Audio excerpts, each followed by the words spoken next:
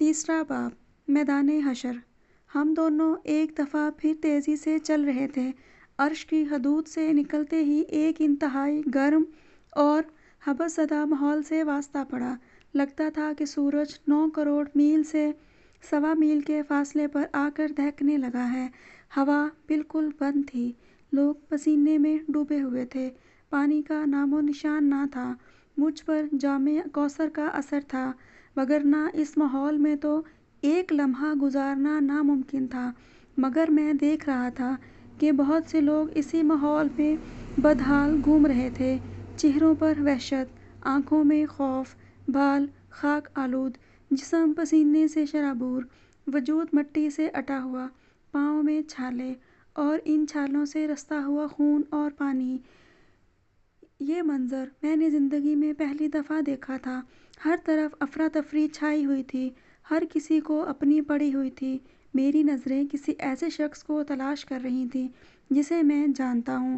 पहली शख्सियत जो मुझे नज़र आई वो मेरे अपने उस्ताद फरहान अहमद की थी। उन्होंने दूर से मुझे देखा और तेज़ी के साथ मेरी नज़रों से छुपने की कोशिश करने लगे। मैंने साले से कहा, इन्हें रोको, ये मेरे उस्ताद हैं, मैं इनसे बात करना चाहता हूँ। मगर इसने मुझे इनकी तरफ बढ़ने से रोक दिया और तासुफ़ आमेज़ लहजे में बोला, देखो अब्दुल्ला, अपने उस्ताद की रुसवाई में और इजाफ़ा मत करो। इस वक्त यहाँ कोई शख्स अगर ख्वारो ख़राब हो रहा है तो समझ लो इसके साथ अदल हो चुका है। वो खुदाई कसौटी पर खोटा सिक्का निकला, इसीलिए इस हाल में है।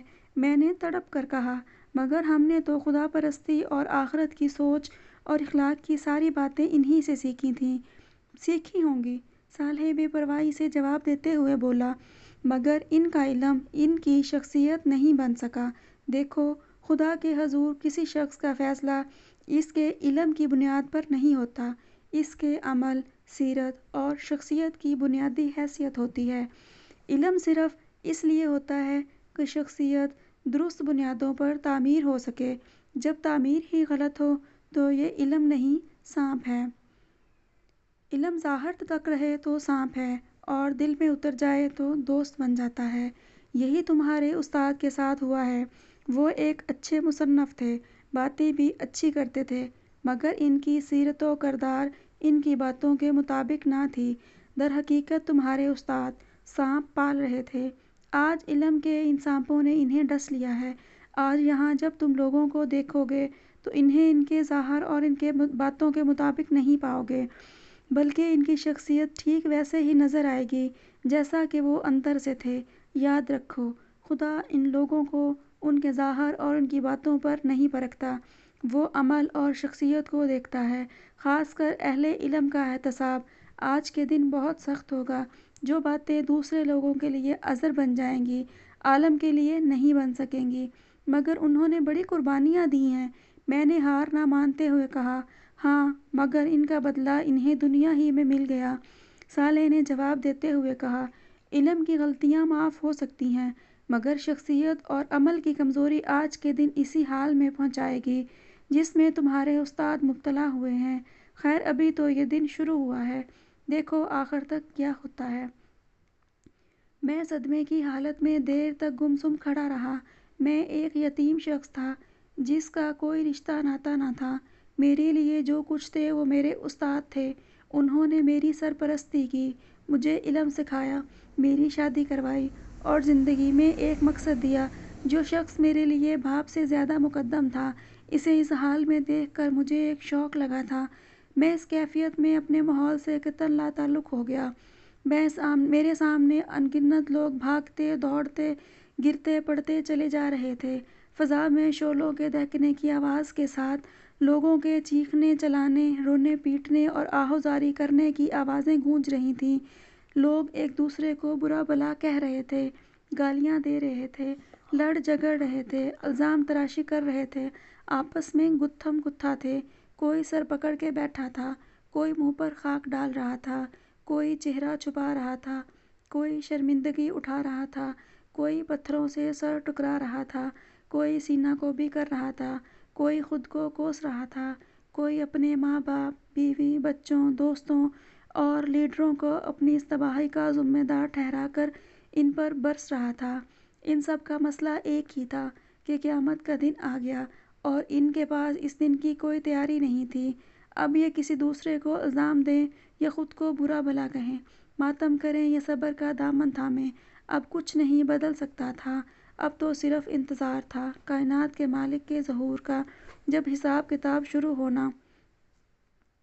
میں نے گردن گھما کر صالح کی طرف دیکھا۔ اس کا چہرہ ہر قسم کے تاثر سے عاری تھا اور وہ مستقل مجھے دیکھے جا رہا تھا۔ میری توجہ اپنی طرف مبذول پا کر وہ بولا، عبداللہ، تم میدان حشر کے احوال جاننے کے شوق میں اپنی جگہ چھوڑ کر یہاں آئے ہو تو ایسے بہت سے مناظر ابھی تمہیں اور دیکھنے کو ملیں گے۔ میں تمہیں مزید صدمات سے بچانے کے لیے ابھی سے یہ بتا رہا ہوں کہ تمہاری بیوی، تینوں بیٹیاں اور 2 بیٹوں میں سے تمہاری ایک بیٹی لیلا اور ایک بیٹا جمشید اسی میدان میں خوار و پریشان موجود ہیں۔ صالح کی یہ بات سن کر میرے پاؤں تلے سے زمین نکل گئی۔ مجھے چکر سا آیا اور میں سر پکڑ کر بیٹھ گیا۔ صالح میرے ساتھ ہی زمین پر خاموش بیٹھ گیا۔ میری آنکھوں سے مسلسل آنسو بہہ رہے تھے، مگر یہاں کسی کو کسی کی کوئی پرواہ نہیں تھی۔ کوئی کیوں بیٹھا ہے، کیوں کھڑا ہے، کیوں لیٹا ہے، کوئی کیوں رو رہا ہے، کیوں چیخ رہا ہے، کیوں ماتم کر رہا ہے، یہ کسی کا مسئلہ نہیں تھا۔ آج سب کو اپنی ہی پڑی تھی۔ ایسے میں کوئی رک کر مجھ سے میرا غم کیوں پوچھتا؟ لوگ میرے پاس سے بے نیازی سے گزرتے چلے جا رہے تھے۔ کچھ دیر بعد میں نے صالح سے پوچھا، اب کیا ہوگا؟ ظاہر ہے حساب کتاب ہوگا، پھر اس کے بعد ہی کوئی حتمی بات سامنے آئے گی۔ اس کا جواب 2 ٹوک تھا۔ پھر وہ اپنی بات کی مزید وضاحت کرتے ہوئے بولا، پچھلی دنیا میں جن لوگوں نے آج کے دن کی حاضری کو اپنا مسئلہ بنا لیا تھا اور وہ اسی کے لیے جیے، چاہے وہ ایمان و اخلاق کے تقاضے پورے کرنے والے صالحین ہوں یا خدا کے دین کی نصرت کو اپنا مسئلہ بنانے والے اہل ایمان، سب کے سب اسی طرح اٹھائے گئے ہیں کہ ان کی نجات کا فیصلہ ہو چکا ہے۔ لوگوں نے زندگی میں صرف نیکیاں کمائی ہیں، خالق و مخلوق کے حقوق پورے کیے ہیں، چنانچہ ان کی موت ہی ان کا پروانہ نجات بن کر سامنے آئی تھی اور حشر کے دن انہیں شروع ہی سے عافیت نصیب ہوگی۔ مگر گناہ تو سب کرتے ہیں، تو کیا ان لوگوں نے گناہ نہیں کیے تھے؟ میں نے پوچھا۔ ہاں، گناہ انہوں نے بھی کیے تھے، مگر ان کے چھوٹے موٹے گناہ ان کی نیکیوں نے ختم کر دیے، اور اگر کبھی کسی بڑے گناہ سے دامن آلودہ ہوا تو انہوں نے فوراً توبہ کے آنسوؤں سے ان داغوں کو دھو دیا۔ ایسے تمام صاف ستھرے پاکیزہ لوگ اس وقت عرش کے سائے کے نیچے موجود ہیں۔ ان لوگوں کا رسمی حساب کتاب ہوگا، جس کے بعد ان کی کامیابی کا اعلان کر دیا جائے گا۔ ان کے برعکس جن لوگوں کے نامہ اعمال میں کوئی ایسا بڑا جرم ہو جو ایمان ہی کو غیر مؤثر کر دے، جیسے کفر، شرک، منافقت، قتل، زنا بالجبر اور یتیموں کا مال کھانا، اللہ کی حدودوں کو پامال کرنا اور اسی نوعیت کے دیگر جرائم وغیرہ، تو میزان عدل میں ایسے لوگوں کے گناہوں کا پلڑا بھاری ہوگا اور انہیں جہنم کی سزا سنا دی جائے گی۔ صالح نے قانون کی تفصیل وضاحت کی، لیکن انسان تو ان 2 انتہاؤں کے درمیان بھی ہوتے ہیں، ان کا کیا ہوگا؟ میں نے سوال کیا تو صالح نے جواب دیا، ہاں، ان 2 انتہاؤں کے درمیان وہ لوگ ہیں جن کے پاس ایمان اور کچھ نہ کچھ عمل کا سرمایہ بھی ہے، مگر وہ دنیا میں گناہ بھی کرتے رہے اور توبہ بھی نہیں کی۔ ایسے لوگوں کو اپنے گناہوں کی پاداش میں حشر کے دن کی سختی جھیلنی ہوگی۔ اس کے بعد نجات کا کوئی امکان پیدا ہوگا؟ آج جو لوگ میدان حشر میں پھنسے ہوئے ہیں، یا تو وہ مجرمین ہیں جنہیں آخر کار جہنم میں پھینک دیا جائے گا، یا پھر وہ اہل ایمان ہیں جن کا دامن گناہوں سے داغدار ہے۔ سو جس کے جتنے گناہ زیادہ اور جتنے بڑے ہوں گے، آج کے دن اسے اتنا ہی خوار و خراب ہونا ہوگا۔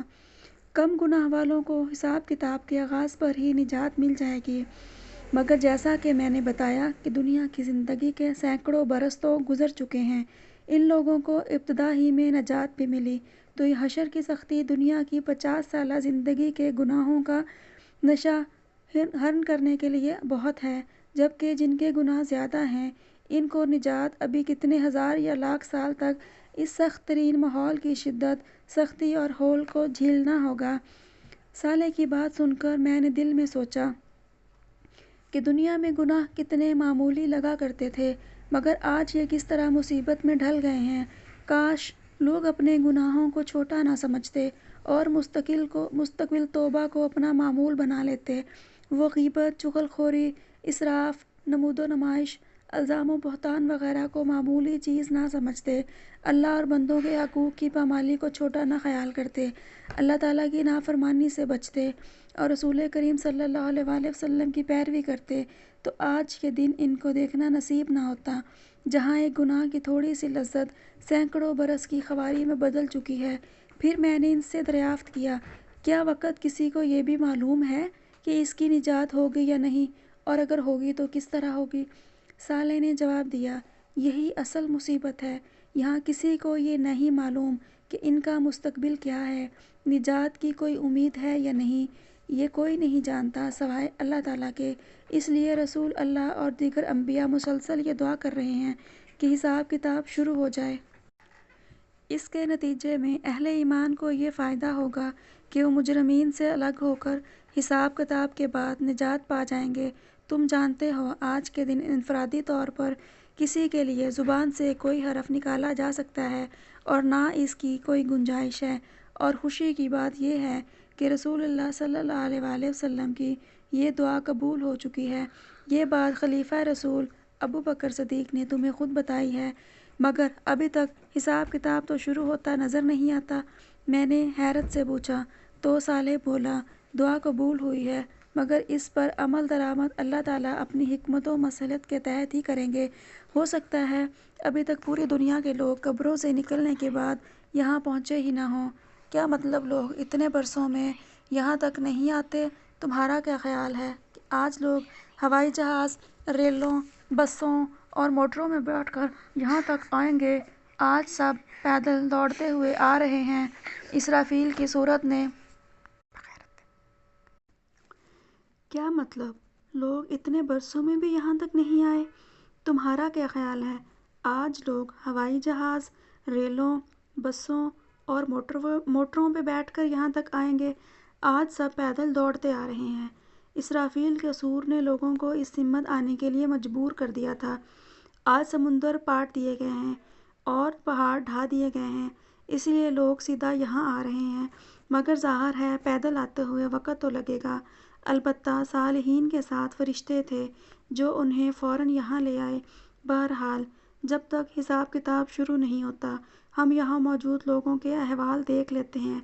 ویسے شاید تم اسی مقصد کے لیے یہاں آئے تھے۔ صالح نے یہ الفاظ کہے اور میرے جواب کا انتظار کیے بغیر میرا ہاتھ تھامے آگے بڑھنے لگا۔ اس وقت شدید گرمی سے چہرے تپ رہے تھے، ہر طرف گرد و غبار اڑ رہا تھا، لوگ گروہوں کی شکل میں اور تنہا تنہا ادھر سے ادھر پریشان گھوم رہے تھے۔ میری متلاشی نظریں اپنے کسی شناسا کو ڈھونڈ رہی تھیں، مگر کہیں کوئی شناسا صورت نظر نہیں آ رہی تھی۔ اچانک ایک طرف سے ایک لڑکی نمودار ہوئی، اور قبل اس کے کہ میں اس کی شکل دیکھ پاتا وہ میرے قدموں پر گر کر بے بسی سے رونے لگی۔ میں نے قدرے پریشانی سے صالح کی سمت دیکھا۔ اس نے سپاٹ لہجے میں لڑکی سے کہا، کھڑی ہو جاؤ۔ اس کے لہجے میں نہ جانے کیا تھا کہ میری ریڑھ کی ہڈی میں سنسناہٹ ہونے لگی۔ لڑکی بھی سہم کر کھڑی ہو گئی۔ میں نے اس کا چہرہ دیکھا۔ یہ چہرہ خوف، اندیشے اور غم کے سایوں سے سیاہ پڑ چکا تھا۔ چہرے اور بالوں پر مٹی پڑی ہوئی تھی، پیاس کے مارے ہونٹوں پر پپڑیاں جمی ہوئی تھیں اور وحشت زدہ آنکھوں میں خوف کا رنگ چھایا ہوا تھا۔ کرب کی ایک لہر میرے وجود کے اندر اتر گئی۔ میں نے اس چہرے کو جب پہلی دفعہ دیکھا تھا تو بے ساختہ چشمِ بددور کہا تھا۔ میدہ شہاب، گورا رنگ، کھڑا کھڑا ناک نقشہ، کتابی چہرہ، گلابی ہونٹ، نیلی آنکھیں اور گہرے سیاہ بال۔ خدا نے اس چہرے کو قدرتی حسن سے اس طرح نوازا تھا کہ زیب و زینت کی اسے حاجت نہ تھی، مگر آج یہ چہرہ بالکل بدل چکا تھا۔ ماضی کا جمال روز حشر کے حزن و ملال کی تہ میں کہیں دفن ہو چکا تھا۔ سراپا حسرت، سراپا وحشت، سراپا اذیت اور مجسم ندامت۔ یہ وجود کسی اور کا نہیں، میرے چہیتے بیٹے جمشید کی بیوی اور اپنی بڑی بہو ہما کا تھا، جو حسرت و یاس کی ایک زندہ تصویر بن کر میرے سامنے کھڑی تھی۔ ابو جی مجھے بچا لیجیے، میں بہت تکلیف میں ہوں، یہاں کا ماحول مجھے مار ڈالے گا۔ میں نے ساری زندگی کوئی تکلیف نہیں دیکھی، مگر لگتا ہے کہ اب میری زندگی میں کوئی آسانی نہیں آئے گی۔ اللہ کے واسطے مجھ پر رحم کیجیے، آپ اللہ کے بہت محبوب بندے ہیں، مجھے بچا لیجیے۔ یہ کہتے ہوئے ہما ہچکیاں لے کر رونے لگی۔ جمشید کہاں ہے؟ میں نے ڈوبے ہوئے لہجے میں دریافت کیا۔ وہ یہیں تھے، وہ بھی آپ کو ڈھونڈ رہے ہیں، مگر یہ اتنی بڑی جگہ ہے اور اتنے سارے لوگ ہیں کہ کسی کو ڈھونڈنا ناممکن ہے۔ ان کا حال بھی بہت برا ہے۔ وہ مجھ سے بہت ناراض تھے، انہوں نے ملتے ہی مجھے تھپڑ مار کر کہا تھا کہ تمہاری وجہ سے میں برباد ہو گیا۔ ابو میں بہت بری ہوں، میں خود بھی تباہ ہو گئی اور اپنے خاندان کو بھی برباد کر دیا۔ پلیز مجھے معاف کر دیں اور مجھے بچا لیں۔ اللہ کا عذاب بہت خوفناک ہے، میں اسے برداشت نہیں کر سکتی۔ ہما فریاد کر رہی تھی اور اس کی آنکھوں سے آنسوؤں کی لڑیاں بہہ رہی تھیں۔ میرے دل میں محبت کا ایک جذبہ جوش مارنے لگا۔ وہ بہرحال میری بہو تھی، مگر اس سے پہلے کہ میں کچھ کہتا، صالح اسی سپاٹ لہجے میں بولا، یہ بات تمہیں دنیا میں سوچنی چاہیے تھی ہما بی بی۔ آج تمہاری عقل ٹھکانے آ گئی ہے، مگر یاد ہے دنیا میں تم کیا تھی؟ تمہیں شاید یاد نہ آئے، میں یاد دلاتا ہوں۔ یہ کہتے ہوئے صالح نے اشارہ کیا اور یکلخت ایک منظر سامنے نظر آنے لگا۔ یہ جمشید اور ہما کا کمرہ تھا۔ مجھے لگا میرے ارد گرد کا ماحول غائب ہو چکا ہے اور میں اسی کمرے میں ان دونوں کے سوا سب کچھ دیکھ اور سن رہا ہوں۔ جمشید، اب اس ملک میں نہیں رہ سکتی، اب ہمیں کسی ویسٹرن کنٹری میں شفٹ ہو جانا چاہیے۔ ڈریسنگ ٹیبل کے سامنے بیٹھی ہوئی ہما نے اپنے کٹے ہوئے بالوں کو برش کرتے ہوئے کہا۔ جمشید بیڈ پر لیٹا ٹی وی دیکھ رہا تھا، اس نے کوئی جواب نہیں دیا۔ تم نے سنا جمشید میں نے کیا کہا؟ یس، میں نے سن لیا، لیکن میرا پورا خاندان یہاں ہے، میں انہیں چھوڑ کر کیسے جاؤں؟ بالکل ویسے ہی جیسے تم ان کا گھر چھوڑ کر میرے ساتھ الگ ہو چکے ہو۔ یہاں کی بات اور ہے، میں ہفتے میں ایک دفعہ جا کر ان سے مل لیتا ہوں۔ دوسرا یہ کہ فارن ٹرپ تو ہم ہر سال ہی کر لیتے ہیں، پھر ہمیں باہر شفٹ ہونے کی کیا ضرورت؟ نہیں، اب بچے بڑے ہو رہے ہیں، میں چاہتی ہوں ان کی پرورش باہر ہی ہو، لیکن میں چاہتا ہوں کہ میرے بچے میرے ماں باپ کی صحبت کا فائدہ اٹھائیں۔ میں تو اپنے ماں باپ کی نیکی کا کوئی حصہ نہیں پا سکا، لیکن کم از کم میری اولاد تو نیک ہو، انہی کی صحبت میں سے تو میں اپنی اولاد کو بچانا چاہتی ہوں۔ میرے ایک بچے کو بھی اپنے ددھیال کی ہوا لگ گئی تو اس کی زندگی خراب ہو گئی۔ اس کے ساتھ ہی فون کی گھنٹی بجی۔ جمشید نے فون اٹھایا۔ دوسری طرف سے کہا گیا۔ جمشید نے اچھا کہہ کر رسیور نیچے رکھ دیا اور ہما کو مخاطب کر کے کہا، تمہارے پاپا ہمیں نیچے بلا رہے ہیں۔ پھر ہما کی بات کا جواب دیتے ہوئے کہا، تم آخر میرے ماں باپ کے بارے میں اتنی نیگیٹو کیوں ہو؟ انہوں نے میری خوشی کی خاطر تمہیں بہو کے طور پر قبول کیا، حالانکہ تمہارے انداز و اطوار انہیں بالکل پسند نہ تھے۔ تم مجھے لے کر الگ ہو گئی، تب بھی انہوں نے برا نہیں مانا۔ بس بس رہنے دو، ہما بولی، انہیں میرے انداز و اطوار ناپسند تھے، مگر تم میرے عشق میں دیوانے ہو رہے تھے، اس لیے انہوں نے مجبوراً تمہیں مجھ سے شادی کی اجازت دی۔ تم ان سے الگ ہو کر یہاں اچھی زندگی گزار رہے ہو، پاپا کے بزنس میں شریک ہو، کروڑوں میں کھیلتے ہو۔ جمشید، مجھ سے شادی کر کے تم سراسر فائدے میں رہے ہو، تمہیں کوئی نقصان نہیں پہنچا۔ پتہ نہیں کیوں تمہیں میری باتیں سن کر کبھی کبھی ابو کی یاد آ جاتی ہے۔ یہ نفع نقصان کا فیصلہ آخرت کے دن ہوگا۔ یار یہ فضول مذہبی باتیں ختم کرو، مجھے ان سے چڑ ہوتی ہے۔ کوئی قیامت وغیرہ نہیں آتی، لاکھوں برس سے دنیا کا یہ سسٹم ایسے ہی چل رہا ہے۔